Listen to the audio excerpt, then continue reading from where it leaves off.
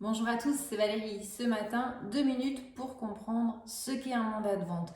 Alors figure-toi que la semaine dernière, à 2 reprises, on m'a demandé ce que c'était et à quoi ça servait. Je t'avoue que je m'en sers depuis tellement longtemps, j'ai même pas pensé un quart de seconde que toi tu saches pas ce que c'est. Bref, alors qu'est-ce que c'est qu'un mandat? Un mandat, c'est un contrat qui permet de poser les choses et de partir sur du bonne base. Il est bilatéral, c'est-à-dire qu'il est composé de deux parties, le vendeur et l'agent immobilier. Et puis, il est obligatoirement signé avant la mise en vente du bien. Sans contrat, pas de mise en vente.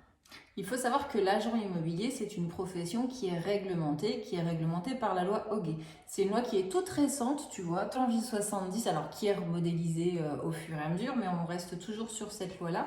Et c'est la loi Hoguet qui permet d'encadrer la profession d'agent immobilier pour éviter toutes les dérives. Ce mandat, c'est un atout quand tu es propriétaire parce que ça permet exactement de savoir où tu t'en vas, à quel prix, dans quelles conditions et avec qui.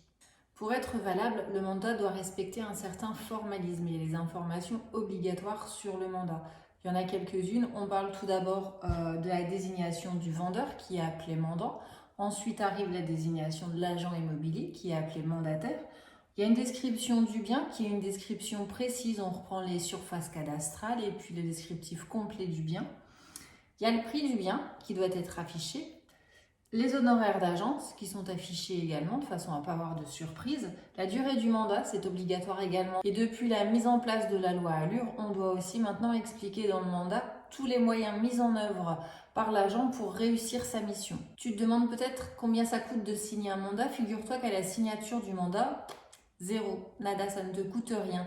Les honoraires de l'agence ne sont dus que si la vente est effective. Voilà, tu sais tout sur le mandat de vente. Alors pas de panique, c'est un document qui est obligatoire certes, mais qui permet d'encadrer les choses dès le départ. Ça sécurise la transaction, tu sais exactement où tu t'en vas et ça c'est plutôt bon signe. Tu passes une belle journée, je te dis à bientôt pour des nouveaux conseils et au plaisir de partager avec vous.